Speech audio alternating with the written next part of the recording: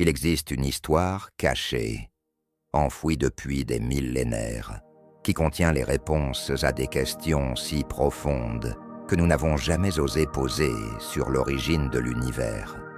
Ce livre, autrefois vénéré, a été interdit, ignoré et, pendant plus de 2000 ans, il a disparu dans la nuit des temps. Mais qu'est-ce qui le rend si dangereux? Que contient-il de trop important pour être révélé? Ce livre n'est pas un livre comme les autres, c'est le livre d'Hénoch, considéré comme l'un des textes les plus controversés de l'humanité. Hénoch remet en question les croyances conventionnelles par des enseignements qui semblent transcender les barrières de l'entendement humain. Il met en lumière des figures mystérieuses telles que les veilleurs, des êtres célestes qui, selon Hénoch, sont descendus des cieux et ont interagi avec l'humanité d'une manière que nous n'aurions jamais imaginée. Ce que nous savons d'Hénoch provient de Genèse 5, où il n'est mentionné que comme un homme d'une grande droiture qui a été enlevé par Dieu sans passer par la mort. Un être humain ordinaire, mais en même temps si extraordinaire que son histoire devient une énigme. Qui était cet homme qui a été emmené au ciel sans mourir? Qu'a-t-il vu? Qu'a-t-il su? Et pourquoi, après son voyage céleste, le monde a-t-il perdu si longtemps la trace de ses révélations? Au IIe siècle, des penseurs comme Justin Martyr et Irénée mentionnèrent déjà le livre d'Hénoch, le citant avec respect. Même Tertullien, un philosophe romain, le qualifiait d'écriture sainte. Cependant, tout a changé avec le concile de Laodicée, où le livre a été interdit à un point tel qu'au fil du temps, il a presque complètement disparu des archives historiques. Pendant plus de 1400 ans, personne n'a eu connaissance de son existence. L'intérêt pour le livre d'Hénoch a refait surface avec la réforme protestante, lorsque des rumeurs ont commencé à se répandre selon lesquelles l'ouvrage avait été perdu, mais qu'il était toujours conservé quelque part, attendant d'être redécouvert. Cette recherche a conduit l'explorateur écossais James Bruce en Éthiopie, où il a trouvé un manuscrit conservé par l'Église orthodoxe éthiopienne, écrit dans une ancienne langue sémitique. Le livre était là, intact, et finalement, en 1821, Richard Lawrence a publié la première traduction anglaise. Mais ce n'était que le début. Le livre d'Hénoch, écrit entre le IIIe et le 1er siècle avant Jésus-Christ, comporte 5 parties distinctes, chacune traitant d'une facette de la vie d'Hénoch, de ses interactions avec les êtres célestes, de ses voyages au ciel et de ses visions apocalyptiques. Il révèle un scénario complexe et fascinant qui va des secrets du ciel et de la terre à la rencontre mystérieuse d'Hénoch avec des êtres qui semblent ne pas appartenir à notre espèce. S'agirait-il d'extraterrestres? Les descriptions qu'Hénoch fait des veilleurs, des êtres de grande taille, aux visages aussi lumineux que le soleil, qui descendent du ciel dans des roues de feu, sont si détaillées que beaucoup se demandent s'il ne décrivait pas une visite d'extraterrestres. Pendant plus de 2000 ans, ce livre a été perdu pour le monde entier, et le peu que nous en savons est entouré de mystères. Mais ce qu'il révèle va bien au-delà de ce que nous imaginons. Le livre d'Hénoch recèle-t-il des secrets sur l'origine de l'humanité? Et quel est son lien avec les événements bibliques que nous connaissons, tels que les fils de Dieu et les filles des hommes décrits dans Genèse 6? Ce livre remet en question notre compréhension de tout ce que nous savons sur le passé. Et c'est peut-être précisément pour cela qu'il a été soigneusement effacé de l'histoire. Les descriptions d'Hénoch concernant les veilleurs sont étonnamment similaires aux rapports modernes sur les ovnis. De nombreuses personnes du XXIe siècle parlent de rencontres avec des engins volants, inconnus, qui se déplacent à une vitesse incroyable et émettent des sons rappelant la pluie, tout comme Enoch l'a décrit. Le plus intéressant est que ces récits proviennent de personnes qui n'ont pas une grande foi religieuse et, même si c'était le cas, de nombreux chrétiens ignorent totalement l'existence du livre d'Enoch.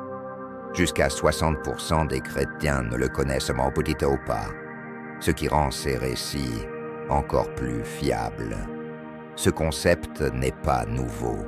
Le premier récit, d'être venu d'un autre monde, visitant la Terre, nous vient des anciens Sumériens, et leurs descriptions coïncident avec ce qu'Enoch a rapporté.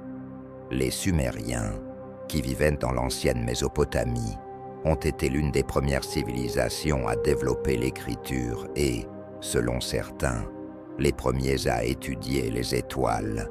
Dans la mythologie sumérienne, les dieux, que beaucoup considèrent comme des êtres extraterrestres, descendèrent du ciel et enseignaient aux humains divers domaines de la connaissance. Ces récits concordent avec ce qu'Enoch décrit au sujet des veilleurs, ces êtres, appelés Anunnaki par les Sumériens, étaient décrits comme de grands êtres lumineux venus des cieux. Il est intéressant de noter que l'ancienne chronique égyptienne, Keda, mentionne qu'Enoch a participé à la construction des grandes pyramides. Cela pourrait suggérer que les connaissances partagées par les veilleurs provenaient d'une civilisation extraterrestre extrêmement avancée, ce que les Sumériens croyaient également. Ces veilleurs ont enseigné aux humains de nombreuses choses, de la fabrication des armes à l'astrologie, en passant par les incantations, la compréhension des signes célestes et terrestres, et les mouvements du soleil et de la lune. Ils sont à l'origine de nombreuses avancées de l'humanité. Cependant, comme un enfant qui possède une Ferrari mais ne sait pas conduire, l'humanité a commencé à abuser de ce pouvoir, ce qui a entraîné corruption, violence et désordre. Imaginez que vous donniez autant de connaissances à une civilisation non préparée, comme un enfant à qui l'on donnerait une voiture puissante. L'humanité n'a pas su utiliser le pouvoir fourni par les veilleurs, ce qui a conduit à sa grande erreur. Nombreux sont ceux qui croient encore qu'Enoch a réellement interagi avec des extraterrestres, mais de nombreux érudits bibliques affirment, à l'adresse, que ces êtres étaient des anges. Ces veilleurs étaient là pour observer et non pour interagir avec les humains. Cependant, ils ont désobéi à Dieu et sont descendus sur terre, conduits par Samyaza, pour faire quelque chose d'interdit, prendre des femmes humaines et leur donner des enfants, les Néphilim.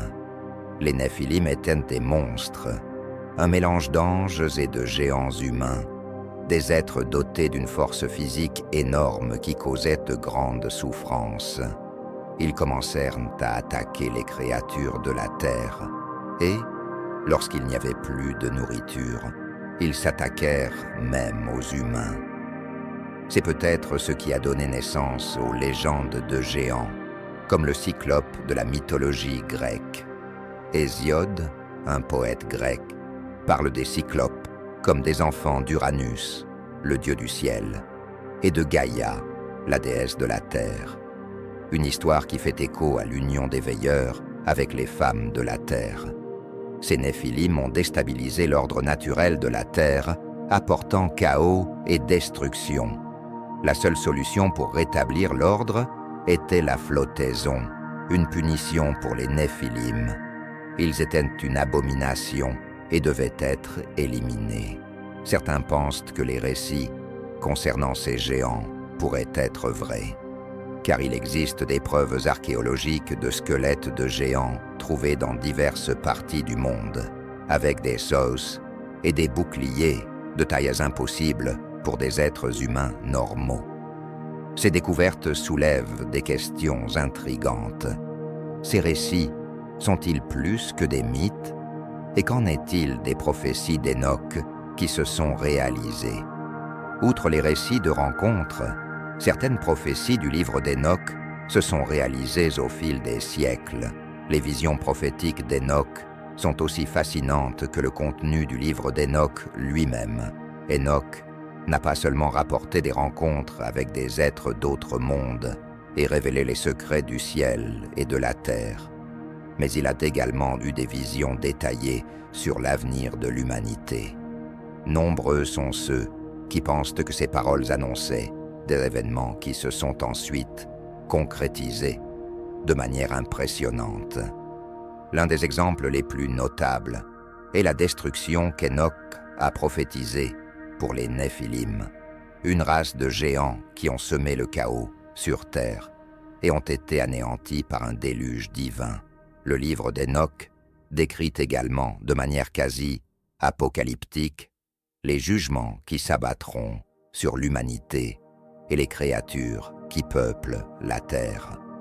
Il mentionne la venue d'une ère de feu où la terre serait purifiée et où les justes seraient sauvés, tandis que les injustes qui ont corrompu la création de Dieu seraient détruits.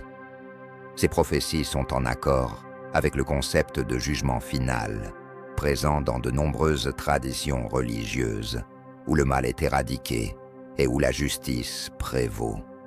Mais Hénoch faisait-il référence au déluge de Noé, également mentionné dans la Bible? Certains spécialistes pensent qu'Hénoch ne parlait pas seulement du déluge, mais aussi d'événements plus lointains, tels que les guerres futures, la chute des empires et même les cataclysmes naturels. Son texte est interprété de différentes manières, mais l'idée centrale est claire.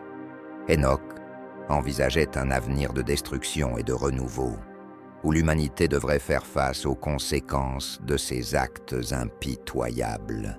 Dans un sens plus large, beaucoup pensent que les prophéties d'Hénoch mettent également en garde contre la corruption spirituelle de l'humanité. Le livre d'Hénoch décrit comment des créatures maléfiques, influencées par les veilleurs, ont détourné les humains du culte et de la moralité véritable. Le message qu'il laisse est que, même face à tant de pouvoir et de connaissances, l'humanité doit faire preuve de discernement et d'humilité, car le mauvais usage de ce qui a été donné peut conduire à la destruction. Un autre aspect fascinant des prophéties d'Hénoch est le lien avec les générations futures. Il a mentionné la venue d'un Messie qui apporterait la justice au monde et punirait les injustes. Ce Messie, que certains considèrent comme une figure christique, serait celui qui rétablirait l'ordre dans le cosmos et dans le cœur de l'homme. L'idée d'un rédempteur qui viendrait sauver les justes et détruire les méchants reflète, à bien des égards, les prophéties messianiques que nous trouvons dans les Écritures hébraïques et dans le Nouveau Testament. En outre, le livre d'Hénoch donne une vision de ce qui se passera après le jugement dernier, les justes étant récompensés au ciel, tandis que les méchants sont bannis dans un lieu de tourment. Ce scénario apocalyptique, où le ciel et la terre sont renouvelés, est une vision puissante qui se retrouve dans d'autres traditions apocalyptiques comme celle de Daniel et de l'Apocalypse.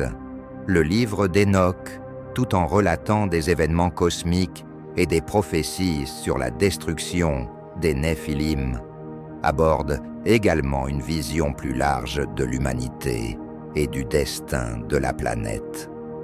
Hénoch, en tant que prophète unique, s'est vu révéler de nombreux secrets, notamment sur un avenir lointain où le mal se répandrait dans le monde. Mais il a également vu une ère de renouveau, où le pouvoir du mal serait défait et où la justice prévaudrait. Ce cycle de destruction et de restauration est un thème central du texte d'Hénoch. et nombreux sont ceux qui voient dans cette vision un reflet des événements historiques et des futurs apocalyptiques qui se sont déroulés au fil des siècles.